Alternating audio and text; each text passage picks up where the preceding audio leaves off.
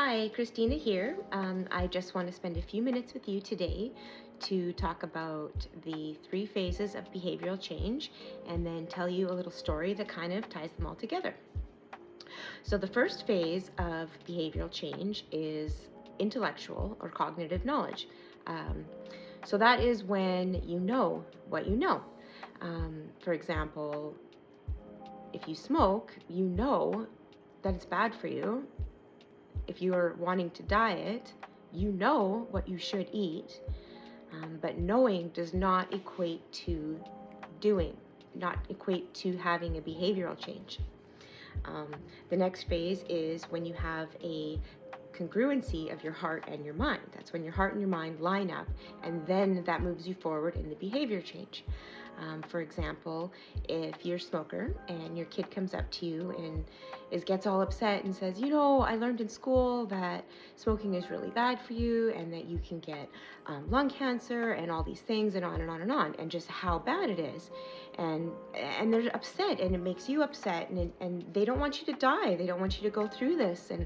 And so you have an emotional, like, oh my goodness, I need to stop smoking because it's putting my child in pain, and that gives me pain. And so that's it, you quit smoking. And that emotional congruency between your heart and your mind has done it for you, and so you're getting on with the behavior. But the thing with that is there's not always a lasting behavior.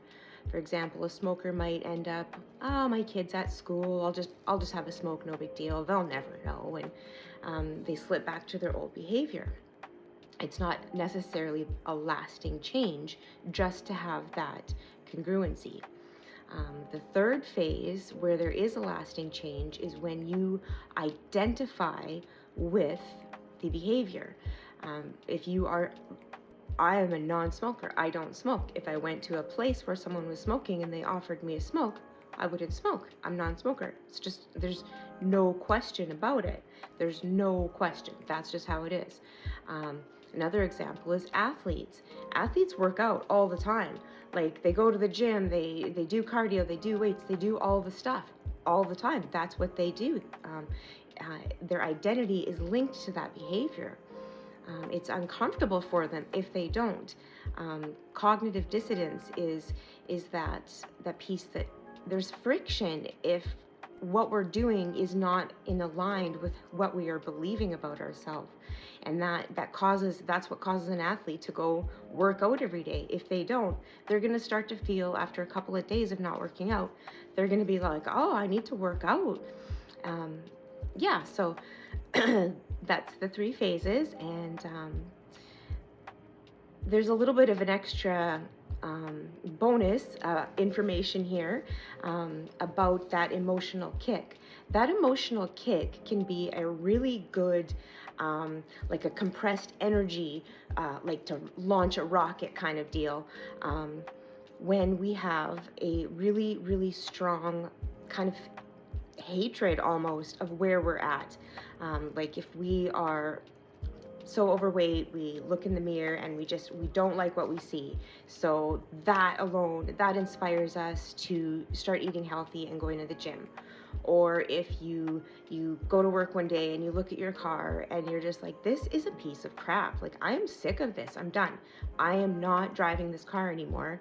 I need to work more hours and push harder and do the things to get a new vehicle. So your behavior starts to change in a line with what you're wanting to push away from, and that kind of gives the momentum to move forward, which I thought was kind of neat. That doesn't always happen for people, but it's kind of neat if it does happen, and you can tap into that.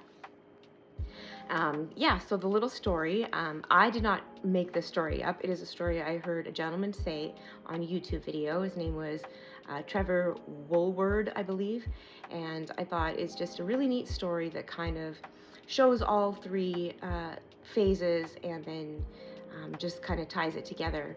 So in the States, they have their school system. They do these tests every year called the SAT tests, and that's a gauge of how smart you are, and basically is an indicator of employers, potential employers, or potential schools or whatnot to know how smart the person is and if they'll accept them and things like that.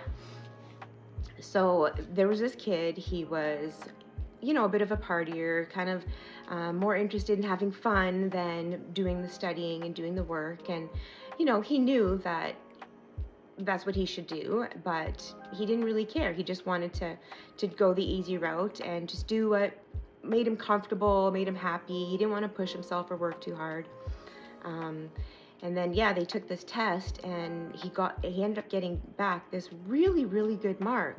I don't know the numbers or the gauge system. I think it was a 1430. I don't know. I believe that that's a really good mark. So then he was like, holy crap, like, I am smart. So he started behaving and doing things in accordance with how he believed himself to be.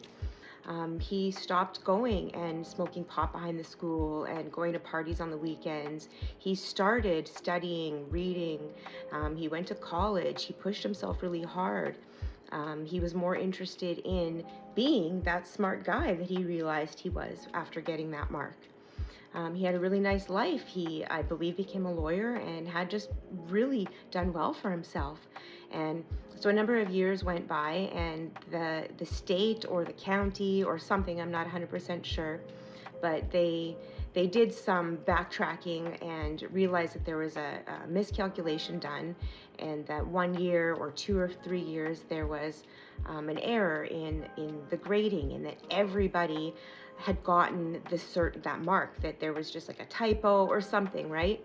So there was maybe not everybody, but there was an error in that. And so he got this notice and this letter saying, we apologize for the inconvenience. There was this error, yada, yada.